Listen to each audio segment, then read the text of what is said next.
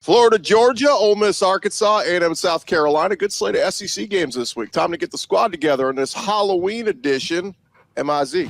You're talking ball with the SEC squad.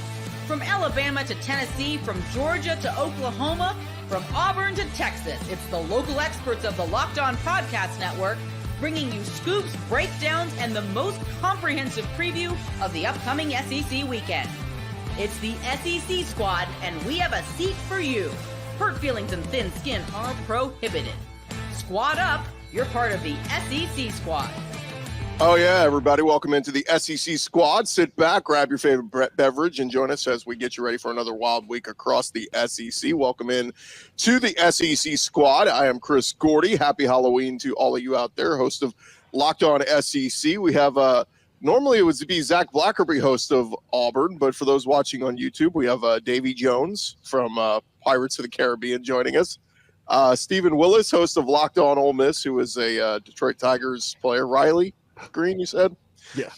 Clint Shamblin, Locked On Bulldogs. He's just dressed up as avoiding disappointment for the Georgia Bulldogs. Andrew Stefaniak, he had a banana costume on a minute ago, host of Locked On Aggies.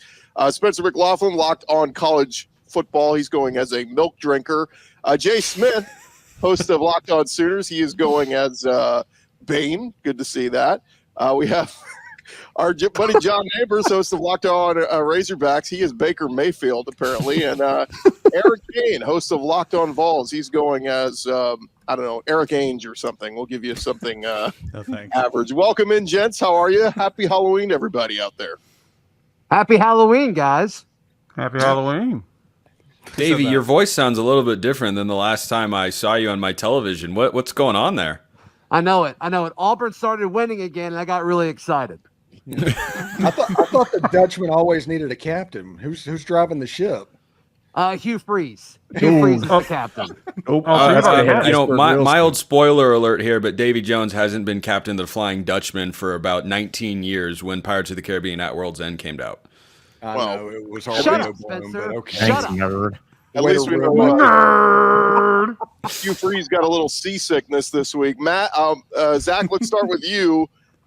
Give us a prediction about your team this week. Oh, goodness. I think Auburn turns a winning streak of 1 into a winning streak of 2. They're favored by a touchdown, according to our friends at FanDuel, against Vandy. What a time to be alive. I think Auburn covers that, and I think they get a little bit of a winning streak going. I can't take you seriously in that math. What do you mean? Your eyes are pretty. I'll give you that. Stephen Willis, give me a prediction on or a thought on your team this week. I think Ole Miss fans are going to have nightmares about seeing Taylon Green because of the memories they have of Matt Jones. But I think that Ole Miss has the talent on the defensive line and the linebacker position to actually spy him. That Ole Miss versus Arkansas offense versus defense battle is going to be the matchup of the week in the SEC. Clint Shamblin, make a prediction on your team this week. Well, my prediction is you're forever going to be known as Gordy Chris from here on out because you got the name wrong. It's Georgia-Florida game, so you're Gordy Chris from here on out. Here's the prediction. Billy Napier continues to coach because Georgia's going to win. It's not going to be by the point spread that's now 16.5. I think it's going to be a little closer than that. Florida is all up in their feels, thinking they actually have a running attack on offense. They haven't faced anybody like Georgia. Georgia continues the defensive excellence ongoing, and we cruise to a victory. Clint, it's Florida-Georgia line. It's not Georgia-Florida line, all right? I disregard anything that has Florida first. Andrew, give me a prediction. The Aggies go from just happy to be here to suddenly leading the SEC. Yeah, my costume is actually undefeated. Only one here in this conference that can wear that today. But, this game against South Carolina, I'll tell you. Well, undefeated in conference play. I said conference play. I said I'm the only one here. You took a weirdly long pause in between that. I just wanted he did, and he did say today. There was a lot of asterisks in that sentence. I don't like it at all. Yeah, that took a really long time for you to say, but that's okay.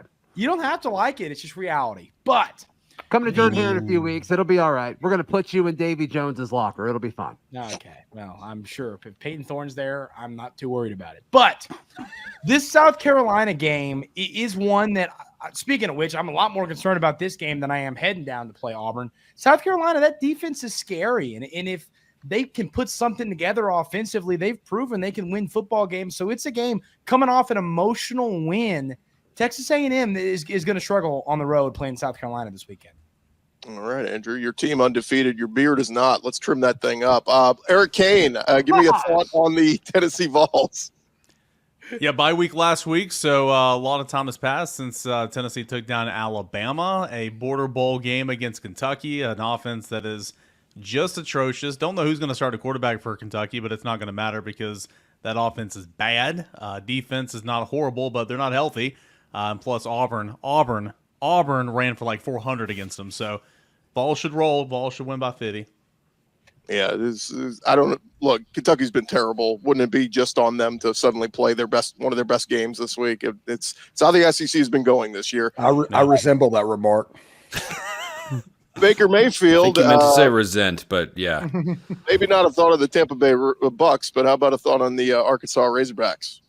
Well, I just woke up feeling a little bit dangerous today. I was just feeling a little bit because I'm telling you, this Arkansas game is about like Dixon Street. It'll get you because anytime Ole Miss comes to Fayetteville, whenever they face off against Sam Pittman, it's not gone well for them. First time that Sam Pittman and Lane Kiffin met, Matt Corral threw 6 interceptions in a game, like for real, and 3 of them was to Hudson Clark, the no-fly zone. So you're going to have that, and then you have 2 years ago where Arkansas beat the brakes off of them too. So this game's going to get weird. It's going to get crazy. And I can't wait to be disappointed. It's going to be awesome. Jay Smith, the way that Oklahoma season is going, I have to expect you to blow up the field on Saturday. But give me a thought on Oklahoma. Yeah, we're definitely rushing the field after this W. I just checked FanDuel, and they're still up there. The spread is 34.5. So as a longtime member of the SEC, I totally understand that we have to leverage this game as a moment to build blocks forward for the rest of the season. I'm just throwing a whole bunch of Coach BS speak at you all. It's been an awful, awful setup. But look, we're playing Maine. If we embarrass ourselves in this one, this will be the last time y'all see me this season. Bonus points for anyone who can name Maine's mascot. Had to look the Black Bears. Yeah, had to It's look easy. that one. It's pretty cool. I kind of like it. But hey, Gordy, I want to mention this one to you though. There has been an upset every week this season in SEC. Congratulations. That's true. Last week's was pushing it though. Last week's was Auburn beating Kentucky. Now it's kind of pushing it. Still don't think that was an upset, but regardless, you are correct. And hey, by the way, Oklahoma had a halftime lead on Ole Miss, so you had that going for you. Yeah. Then we lost our starting left tackle and started getting destroyed. We got sacked 6 plays out of 7. Yeah, it in was a really row. hinging upon that left tackle. Nothing else. Literally was, because that's where it was coming from the entire time. Perkins was literally running from the left side, from that side. Jackson Arnold had a half. He said, "Coach, let me have that ball." Huh?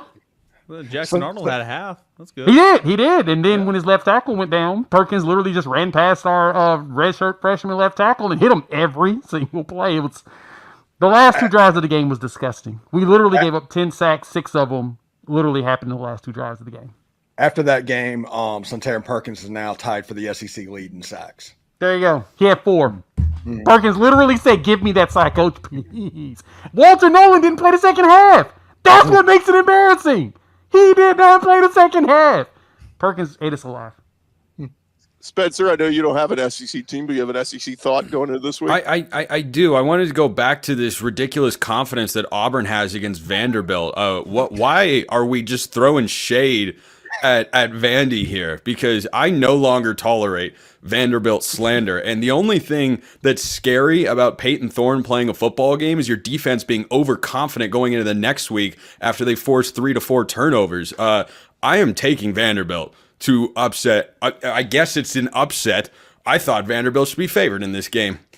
Vanderbilt wins. I did too. When I went live after the game, I kind of guessed what the line would be, and I said Vandy by like 2.5. I think was what my prediction was. So I'm there with you. I'm a little surprised by it, but I do think Vandy hasn't been as good away from Nashville. The gauntlet that is Memorial Stadium.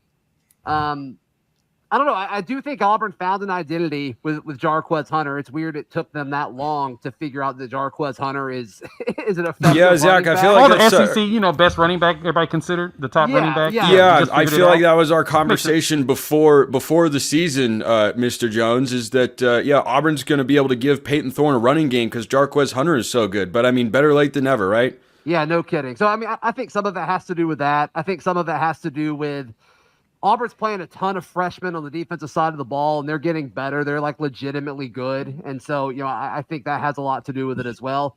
And it's at Jordan-Hare Stadium. And I think that's always going to help you. But Gordy, to add real quick, your actual upset from last week was Texas A&M over LSU, 14-8.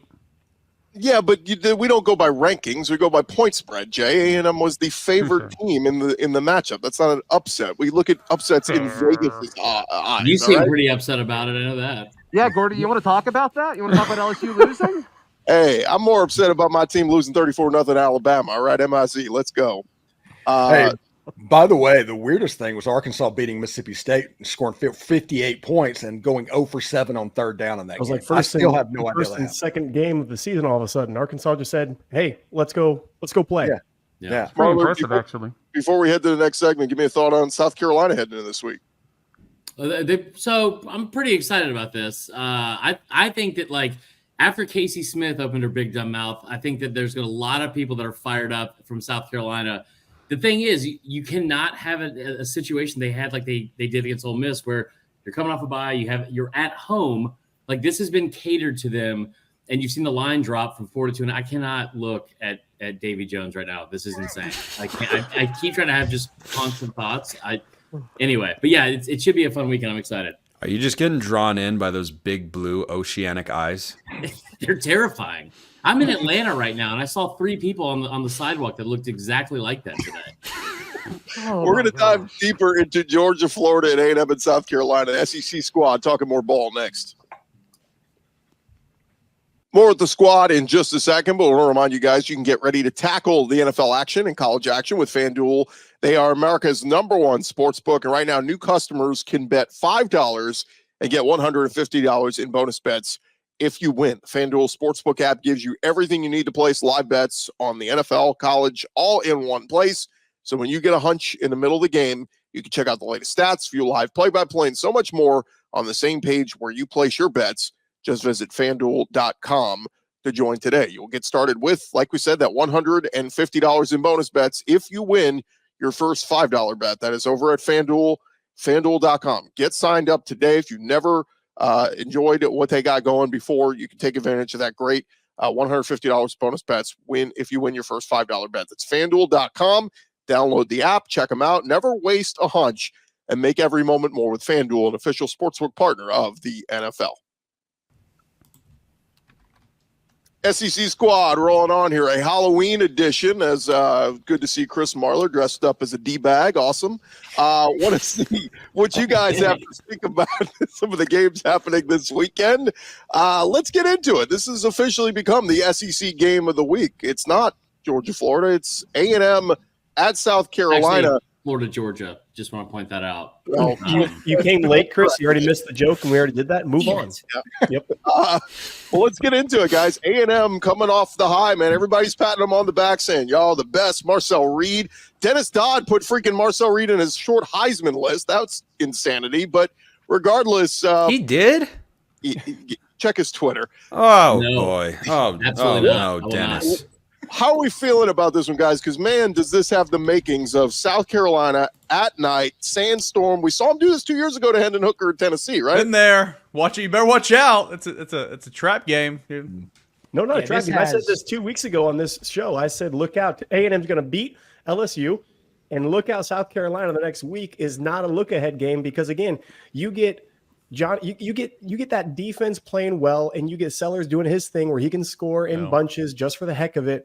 And this game goes sideways in a hurry at South Carolina. I'm calling for South Carolina to win this game. And they're so good on the line of scrimmage. They're really good defensive front. You get after. I mean, I assume Marcel Reed's going to start this game. I don't know. He's a guy that's very dynamic, and I thought that was a great adjustment, put him in the game. But he's not a great thrower. And if it's Connor, whatever, I think the defensive line play for South Carolina can be a true difference. And again, night games at South Carolina would not shock me if this kind of comes down to the end there.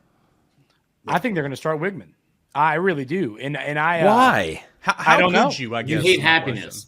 question. I'm just telling you, if you listen to the presser yesterday from Elko, the vibe is I think they're going to start Connor Wigman. I can't pretend to explain that to you. You think they'll But play more both, though? consistent. What'd you say? you think they'll play both? Like, if they do that, I think both will play. I think that they are going to have a plan ready for Marcel Reed. I think that they've said Connor Wigman is our quarterback. I think they've made that decision. And despite him winning you the game against LSU, that being Marcel Reed, it feels like they're going to go back to him. And, Elko made a lot of excuses for Wigman in his post game and his presser yesterday. And I just didn't really understand it. Like, you know what I mean? Like excuses for saying things like it's going to, there wasn't a lot of windows. He was kind of rushing things. He was kind of making it sound like, well, it's going to be okay. It's going to be okay. We're going to figure it out for you. And that's just not the case. I don't know why you don't roll with Marcel Reed. He's the guy. The one consistent you've seen from the A&M quarterback position has been his legs. I would develop the offense around that, especially in how you like to run the football anyway. So I don't know. I think they start Wigman. I'm telling you. We'll see, but that's where I'm leaning right now. Are you sure that it was Mike Elko talking and not someone in a Mike Elko costume who snuck into the press conference to say maybe they have the same body? Sorry, Spencer. I mean, I can see him continually going with the 2 quarterback system. Does it make sense? Probably not. But as has been pointed out, Marcel Reed isn't that great of a thrower. Yeah. And he's going to have to get rid of the ball either in the game, right? I mean, that's what I was just like. Let's look at DJ Lagway. Let's look at the aforementioned Thorne. We want to say yes, running, good athletic quarterback. Okay, fine. Milroe is in the same boat, and those teams aren't continuing to do what they need to do. I actually have no problem them going back to Wigman at all. It was a half of a very athletic guy running back there. You don't know what you're going to get. If this was 2-3, if this was a full offseason, maybe, but let's not crown this guy anybody yet. He had a half of running around. Yeah, don't crown him, but still, like Jalen Milroe and Peyton Thorne in the same sentence ever again. I'm going to continue to do so. And he's also 3-0 this year as a starting quarterback for A&M. Again, I'm not saying that he can't throw the football. And then of course he won that game against LSU. Like I would play both of them, but I mean certainly yes. Like he's not changing the game. That's for sure. And what's fun about this matchup is both if they do play Marcel Reed and Lenore Sellers, both redshirt freshmen. Like we could get 2 more years of these guys playing at their respective schools in the SEC. So it's kind of a fun story. And keep in mind, schedule stays the same next year, just flips. So this will be South Carolina at A&M next year. And so, it could be the start of a budding, fun rivalry there. It's already a trophy game, Gordy. So I don't know why you're saying could be the start of the rivalry. Also, real quick on this whole thing. No one knows this is a rivalry. This is the worst rivalry. It's terrible. They forced it on us. It's so bad. Just so bad. It's like when Adele came out and they had her on every single radio station for like 3.5 years. It's the same thing. That is not at all the same. That's a very interesting comparison. But the good thing is Kyle Kennard won't be there next year when they go to Kyle Field. So that's actually one very positive in this entire conversation. The funniest thing that could happen out of all this, though, is if after taking the press conference stand and saying, listen, there's substance to this program. This is a program. This is a real program. Him like basically calling out the most thinly veiled call out of Jimbo Fisher of all time, and then making the most Jimbo Fisher move of all time would be just so A&M would be poetic. It would be. Yeah. By the way, I think he should have stood on that quote. Like him backtracking, going, "This wasn't a dude." You called him a fast talking politician. There's nobody that could have been anybody. Better than Jimbo the lots of politicians out there. It's election season, guys. I mean, he could have been referring to any individual. Yeah, that one was almost too much on the nose. It was just too on the nose. Everybody knew there's like, whoa. Let's jump over to the other game, guys. Georgia, Florida, Georgia, whatever the line you want to call it. Look, this game a few weeks ago, we would have said this was no chance for Florida, but Billy Napier winning some games. DJ Lagway playing well. They got some running game. Chance. Jaden Baugh. By the way, can I remind you, Carson Beck 8 interceptions over his last 4 games. Anybody buying Florida here? No. I mean, maybe to hang around. I mean, maybe it is a rivalry game. So, and Florida's playing better. So, I think there's enough hate in there to keep the game close. But Georgia should be able to pull away. Jay, I believe you made similar comments ahead of Red River. What was the final score of that game? I don't know. What happened? Someone can jog my memory. I think it was in the 34-3 range. Something like that. I don't know. I don't even think the game happened. Continue. About this rivalry, let's just also, like, I will voice this as somebody that grew up in the state of Georgia, watching these people. Listen, Georgia fans have been the champions of August my entire life, all 28 years that I've been alive. They shut up, Clint. I identify as a 28-year-old. So here's the thing: they have been like for 30 years when like the Spur era started. They lost 21 of 30 games to Florida. They hate these people, and no one hates Florida more outside of PETA and Al Gore. No one hates him more than Kirby Smart, and they are off a bye week. Like there is nobody that embodies a team and a fan base more in this specific scenario than Kirby does. It's going to get ugly. It always gets ugly. Like as long as they don't run a bunch of wheel routes like they did in 2020, they have no shot at winning. If you watch Kirby Smart after each one of these games, the biggest internet memes of all time of Kirby Smart come after these games because it for him is more real than anything else. I swear to you, if Glenn Schumann had his child this week, he would be fired. Kirby would say, no, last week, fine. This week, no. It is absurd how much he hates them. Yeah, I think, like I said, this point spread's a little big. I think 16.5 in a rivalry game, something like this, is a little big. I do think it's going to be well in hand by the fourth quarter come around. But the defense has woken up. Kirby Smart has the mentality of us against the world again. That narrative is back up for them, and it's Florida week. Yeah, absolutely. 35-6, Georgia wins. It's absolutely hilarious that the whole Florida fan base has been on the Fire Billy Napier bandwagon for the last 6 weeks, and he's going to save his job to where he can't recruit to any of it. Yeah. Well, it has become the whiniest fan base. That's tough to say in the SEC. Yes. But it's become honestly one of the most insufferable fan bases, I think, maybe in the entire country. Like he has no support from the fans. He wins 3 of his last 4. By the way, he's also like, if this was happening anywhere else with a true freshman quarterback, and listen, it's not like Mertz is like setting the world on fire with like passing yards and anything like that, like touchdowns, whatever. He was leading the country in completion percentage. Like he was having another very good season, and now you have to replace him with a true freshman. And like it's just so odd to watch somebody want someone else to fail that's not one of my exes. You know what I mean? Real quick show of hands. Anybody taking Florida to upset Georgia? Nobody? No. Who's taking South Carolina to upset A&M? Raise your hand. All right. About half the crew, a little bit more than half the crew. All right. I like it. All right. When we come back, is anyone else on upset alert? Which of the matchups could be sneaky good this week? We'll talk more ball with the SEC squad coming up next. Back to the squad in just a second, but want to remind you guys, our friends over at 5 Hour Energy know that being a passionate football fan isn't just a hobby, it's a way of life. It takes a lot of energy to power through all-day tailgates, touchdown celebrations, or an agonizing second overtime, which is why they've created the Stand the Fan 5 Hour Energy Shot with a special flavor called Fan Fuel, the energy shot made just for super fans like us, the fans who are first in the parking lot and who are last to leave. We see you. Again, check it out.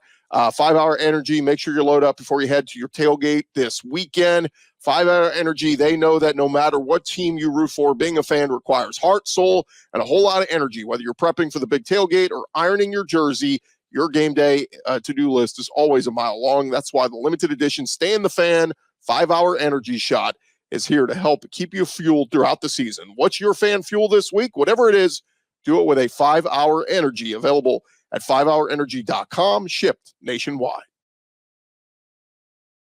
All right, roll along here, fellas, as we continue on with our Locked On SEC squad. And I want to hit on a couple of the games happening this weekend. How about the early one, 11 a.m., Kegs and Eggs, as number 19 Ole Miss travels to 5-3 Arkansas, where Arkansas rebounded nicely from their blowout loss at home to LSU to go beat down Mississippi State over in Starkville. Baker Mayfield, John Neighbors, how are we feeling, Arkansas, on this one? Well, I'm just glad we finally got to this game instead of talking about crap games that nobody cares about. It's about time. So let's see. We got Arkansas and Ole Miss. This game is historic for a lot of reasons. 2001, 7 overtime game. They didn't change the rule for that one because that was back when this country was great. And you had, of course, another game later in that decade that ended up being like, this game's always crazy. The Hunter Henry heave. You never know what to expect. So listen, I think Ole Miss is favored by 7 points according to FanDuel, and that's about right. Ole Miss should win. They are the better team, but throw it out, man. No one knows what is going to happen in this game. No one can predict it. And Sam Pittman is undefeated against Lane Kiffin in Fayetteville. So there's something. Dude, they're to hold your 8-1 in their last 9 trips. Like Arkansas's 8-1 in their last 9 games against Ole Miss and Fayetteville. Yeah, they haven't won since 2008, which they got screwed on. I don't remember that at all. Shea Haddock would have made that field goal if Houston Nutt didn't have his players' offensive pass interference that didn't get called, whatever. Yeah. But yeah. It's absolutely nuts. Ole Miss can win in Little Rock. Ole Miss can win in Oxford. They've won 4 out of the last 6 games. But for whatever reason, the voodoo around Fayetteville, it has been a house of horrors traditionally for Ole Miss, like the 6 interception Matt Corral game in 2020. And then the 2022 game where the SEC Network crew was sitting there talking about Lane Kiffin to Auburn, the whole freaking broadcast. And Ole Miss ended up being down 30 points in the first half, and to where everybody was like, well, Lane's probably gone, isn't he? And it's just weird. This is the drunkest game on the schedule each and every single year, and I love it. When the SEC goes to 9 games, I am so thankful that Ole Miss and Arkansas are going to continue to play, because everybody talks about who is Arkansas's rival. You play for the boot against LSU. You play for whatever that is against Missouri. No, they've played Ole Miss pretty much consistently since 1981. They play the game. That's the biggest rival that Arkansas has. It's Raise your not. hand. It's You not guys- at all. It's not. But I mean, Yeah. we'll go with it. It's a crazy game and it's stupid. But Mm. I feel good now about that Arkansas's Texas is chances. I feel good about Arkansas's chances in this game. I don't know why, but I do. They shouldn't win, but I feel good about it. Plus, Sam Pittman, he's been a little happier. This is his final hurrah. This is his final season at Arkansas. So he's got to make it count with Ole Miss coming to town. Do you think even if he has a winning season, he's going to hang it up? Yeah, buddy, I've been saying, I went on Feinbaum at SEC Media today saying this. He's going to resign and he's going to retire at the end of the year. Really? You were Yeah. on Feinbaum? Yeah, can you believe that? Have you ever heard of him? He was in all the papers this morning. Yeah, he's a really big, well-known person. Yeah, yeah. and nothing's ever wrong on that show. It's always Never. right. No, John, no one has when their is the finger on the Texas pulse of game? actual college football like Paul. Paul could when is Paul the could Texas name the game? starting linebackers for Vanderbilt, so I'll just put that out there. Well, I'll answer Steven's question because the Texas game is actually, you got Ole Miss and then you have the bye week and then you have the Texas game. And, just like with coming to Arkansas against Ole Miss, people come to Arkansas to beat Texas too. So one more time, Horns. I feel like that's they going to happen again. They basically invented horns down. So They did. Yeah. And the SEC chant, if you can believe it. Arkansas did invent that. Raise your hand. Who's taking Arkansas in the upset? Only You me guys and John, suck. huh? Everybody else taking Ole Miss. I'll just tell you this: devastating loss if Lane Kiffin loses this one. I mean, they may want him to leave if he Oh, loses my. the third one. if It'll be Ole hilarious. Miss loses this game and they have the third loss, the flamethrower is going to be on my show next week. I want him to be tarmacked twice in his life. That would be the best thing in the world. 11:45 Central on SEC Network. Zach kind of touched on it earlier, but 3-5 Auburn hosting Vandy, and Auburn is a home favorite for some reason. Anybody buying Auburn to win at home? Heck no. Okay, Clinton, Marler are both buying it. Tell me why. Well, I mean, so listen, if you just take a step back and you look at Peyton Thorne, I think Peyton Thorne's biggest obstacle this season has not been like, interceptions or reading defense. It's Hugh Freeze. And like, I don't care how this sounds like, dude, you're the one that came in here as a QB guru, self-proclaimed QB whisperer, all that kind of crap. You had Bo Wallace be a back-to-back 3,000-yard passer. You have like Malik Willis. You got him to be like a third-round pick or whatever it was, and talking about like stealing stealing the show at the NFL draft, all that kind of stuff, or NFL Combine. You've gone to Auburn. You have all the pieces in place that you've asked for. You got like the biggest turnaround for any one position unit in the country at your receiver position. All you need to do is figure out a way to not put the game solely on that kid's shoulders. And if you look at his numbers, like outside of the Cal game, I think he's got like 11 or 12 touchdowns in the season with like only 3 picks. Like he has been okay. He's not super accurate, but you saw it this past weekend. You like give Jarquez Hunter the football. Like there's been 2 times in his 45 career games that he's had 20 touches or more, and he's had a career high on Saturday. They've won those games by an average of 20 points, and he averages like 10 yards a carry. Like just be balanced on offense. Stop just beating your head against the wall and letting Peyton Thorne be like the sole like point of blame. As somebody that has ridden the Hugh Freeze roller coaster, that people seem to be forgetting that good Bo and bad Bo existed. And it wasn't that Bo was doing anything differently. That was Hugh Freeze's fault as well. Hugh Freeze has an ego to the level that he needs to be the quarterback whisperer. Right. He's not going to have back-to-back games where Jarquez Hunter gets the load of the ball. It's going to be a situation where he's going to go back and he's going to try to make Peyton Thorne into Joe Montana and go and try and win a football game. And Vanderbilt, that plays directly into their hands. They create turnovers, they play extremely slow, and they have an electric playmaker. If Vanderbilt gets the lead on Auburn, they're going to take the air out of that game, and Hugh Freeze is going to freak out. We've seen this happen. Diego Pavia has beaten Hugh Freeze 2 times before, once at Liberty, once at Auburn with New Mexico State, and now he has a chance to win the game with Vanderbilt. I think that Pavia has the magic necessary to win in Jordan-Hare again. Well, let me ask you this. At what point in time are we going to start just giving credit to Vanderbilt and like saying, hey, they're a pretty good team? You know, because every single game we go into, it's like, they're not going to beat Bama. And they did. Oh, well, they're on a letdown against Kentucky. Well, they won. And then, they're not even going to have a chance against Texas. Well, I mean, they did lose the game, but they gave them all that they wanted. At some point in time, we got to start saying, okay, Vanderbilt's actually good. And this is how I feel about the same thing at Auburn. Well, Auburn beat Kentucky or whoever last week, and then everything's fine now. No, like Vanderbilt's a good team. And I think they're going to cause problems for Auburn because I still don't think their offense is any good. And I think Vanderbilt's going to win, and I think they're going to win by 2 scores. The only reason I don't think that is because Vegas is begging you to take Vandy. Yes, that line is just reeks to high heaven. Into the stinky line. It got me thinking. Went back and looked at a couple of things. The composite talent of Auburn is there. There's only a handful of teams that have more talented. Now you look at coaching wise. There's teams like Michigan, USC, and those guys have very, very bad coaching. Auburn has very bad coaching, but it's a home game. It's going to be up for it. Vandy's coming off of a tough game itself, going down to Jordan-Hare. I am on record of famously saying Jordan-Hare scares the tar out of me every single year you play there. I don't care what team it is. That place has magic I can't believe. I've seen talented Georgia teams, way more talented Georgia teams, way more well-coached teams go in there and just lay an egg. Vanderbilt's coming off of a tough game. They're playing a team that is thinking to themselves they have something going. And if for some reason Hugh has figured just a few things out, just a few things go right for him, this game can turn. That's why I'm taking Auburn. Well, I don't disagree with what John said either. Vanderbilt is a good football team. And like, make no mistake about it, they beat Alabama. Like beat, that wasn't a luck thing. They beat Alabama, and their game plan was perfect. Like, keep the ball away from them. Don't let Milroe and the company on the field, all that kind of stuff. But if you look at some of Auburn's actual games, like there's like that metric we see every week on Twitter. It's like, did we really get beat that bad or whatever? Almost every single week, it seems like Auburn is like, should have somehow won a game. Like between the 20s, they're one of the most explosive offenses in the country. They just seem to always screw it up. So to John's point, he's right. I keep waiting for them to turn a corner and convincing myself that they're going to be better, but like it is November and they have been kind of the same thing for 8 weeks. Yeah, but you need to be careful in this game because if Vanderbilt strings some first downs together and scores a touchdown and Auburn goes 3 and out and Vanderbilt gets the ball back, next thing you look up, there's 10 minutes to go in the second quarter and you're freaking out. No, that game could be a blowout in Vanderbilt's favor, 100%. I'm not putting that off the table. I mean, that D-line, what 5 sacks last week? 5 sacks, 10, 11 TFLs. I mean, they got after Texas. So, Eric, how much are you sweating that Vandy finale?